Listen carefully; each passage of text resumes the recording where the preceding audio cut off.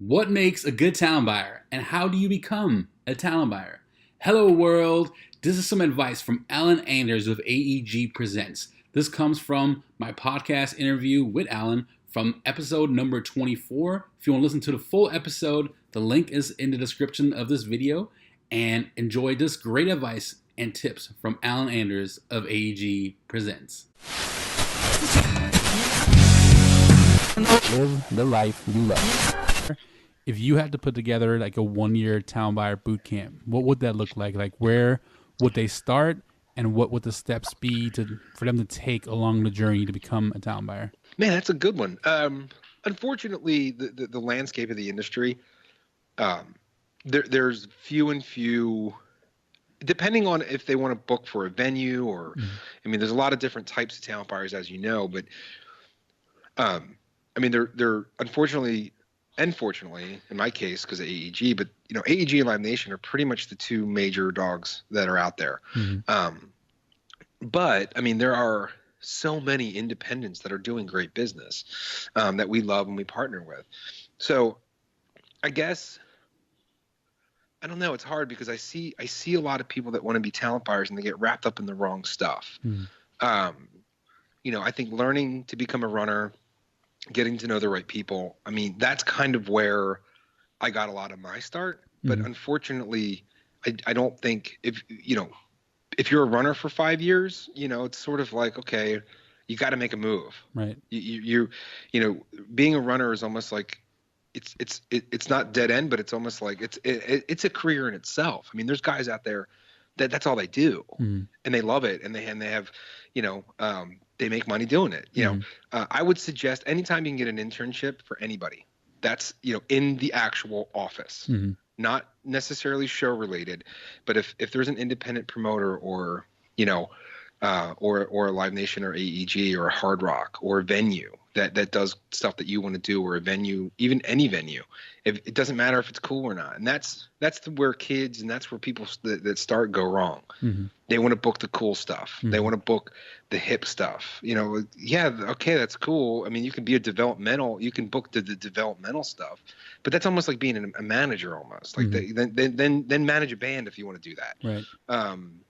Like, who cares if you're booking Air Supply? Air Supply right now can sell 2,000 tickets. Yeah. Like I when I started booking Kansas, everyone was like, "Why are you booking this band that don't mean anything?" I'm like, "You just watch. These bands are running out. There aren't that many classic rock bands left. They're either the mega stars or they're super small." I said, "But bands like Styx and REO and Kansas and Foreigner, I'm like, they sell real tickets. They had real hits." And I'm like, who cares if it's not cool or not? And frankly, I think Kansas is fucking cool. But, and that's where a lot of people get, I want to only book hip hop, or I want to be in the R&B world. And I'm like, okay, that's cool. And there's professionals that do just those genres, but that's really hard to get into. And there's some independents that only focus on certain genres, which again is fine. But for somebody starting out, I think you really have to, you got to be diverse. You got get an internship, work for, anybody where you can be around somebody else that's doing it. Even if you're getting them coffee and you're the intern or marketing intern, I was a marketing intern for a radio station. I didn't even know what the hell I was doing. I didn't know radio experience at all. So yeah, I mean, that's it. I mean, I don't take advantage of every situation that you have. That's the other thing, don't pass up a good opportunity if you feel it's a good opportunity. Absolutely. Yeah. It's funny that you mentioned Air Supply, because I'm not necessarily the biggest Air Supply fan, but the night when that was my first big sold out show at the Plaza, I was a giant Air Supply fan that night. Dude, and I laughed at you. I'm like, you're fucking crazy. You're booking Air Supply? I go, and then you told me what you paid them, and I was like, you're nuts. I'm like, you're going to lose your shirt. And then you're like, yeah, it was like the fastest and like highest grossing show at that point that the Plaza had. And I was like, what? And because I book a lot of that stupid shit too, I mean, and it's not even stupid. I mean, like the band's got a ton of hits. The musically they sound incredible, and they sold millions of records. Like they were cool at one point, and there's still people out there that are willing to spend $50 to $85 to see them. A lot of money, yeah. So yeah, I mean that's important. I don't really know. I mean, I was very fortunate. I don't want to say I was lucky, because it was a lot of hard work, and I had to make a lot of quick decisions to meet the right people. But yeah, I mean, I would I would suggest that take the internships. Nothing's too good for you. Mm-hmm. It sucks because it's, when I first started working part-time at radio, I worked 3 other jobs. Mm-hmm. From a financial standpoint, it sucked, but I didn't care. Right. I paid rent. That's all I cared about. Yeah, as long as you never lose sight in what your ultimate goal and dream is.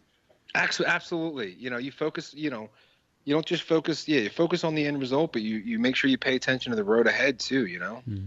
And you keep that focus. I mean, you'll get there. Mm-hmm. And honestly, there's a lot more jobs in this industry than people realize too. There may not be sexy jobs, but I mean, every city has a performing arts center that looks for a talent buyer. Mm-hmm. Every club needs a talent buyer. Every, JV and I, a couple of years ago, we were talking about it, and there seemed to be a lack of talent buyers. Mm-hmm. At the time, at one point, I think I got offered a gig to work at a theater, a couple times, and I just think I was like, wow, like, why are they offering me the gig? And JV's like, you're a good talent buyer, and I was like, yeah, but I'm 25 years old or 26 years old, and he's like, at the time we joked, we were like, there's just not that many good talent buyers, and I look back at it and I laugh, and I'm like, how can that be? Every single person that wants to be in the concert industry, quote unquote, wants to be a talent buyer. Mm-hmm. And I just think that it's such a closed community of people because there's a lot of trust and a lot of money being out there. So you just have to find the right people and, get to know them and be yourself. What makes someone a good talent buyer? What would you say?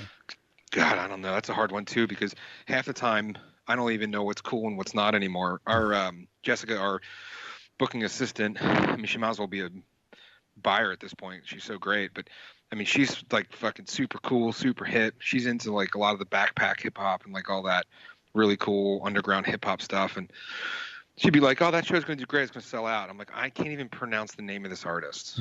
Like, I'll get an avail, and I'm like, who is this? And all that's going to do is make her a good talent buyer, or all that's going to do is get her into a talent buying position. Mm-hmm. Erin in Florida was the same way. When she was and Ethan's assistant, she advised Ethan and I on some of the stuff and some of the cool hip stuff to book. Mm-hmm. And she's sort of in a position like I'm in. She's got to find her niche because Ethan's, it's just, but yeah, I mean, what makes a good talent buyer? Obviously having your finger on the pulse, having a good idea of what the market can demand in the way of like ticket prices, what the artist, what the demand is for the artist. I know, there's certain shows, just like when you booked the Air Supply show, you knew that you could get $85 for that ticket. I thought you were crazy, but you knew it. A lot of people thought you were crazy, but you sold it out. Right. So having that knowledge and having that ability to say, no, the people will pay it. People will pay, X amount of dollars. I mean, and knowing the difference between a $15 ticket and a $25 ticket, because there's a big difference. There's not a big difference between a $60 ticket and a $75 ticket, and knowing all that. So yeah, I mean, that's a tough one. It's very personality driven. We're all fucking weirdos.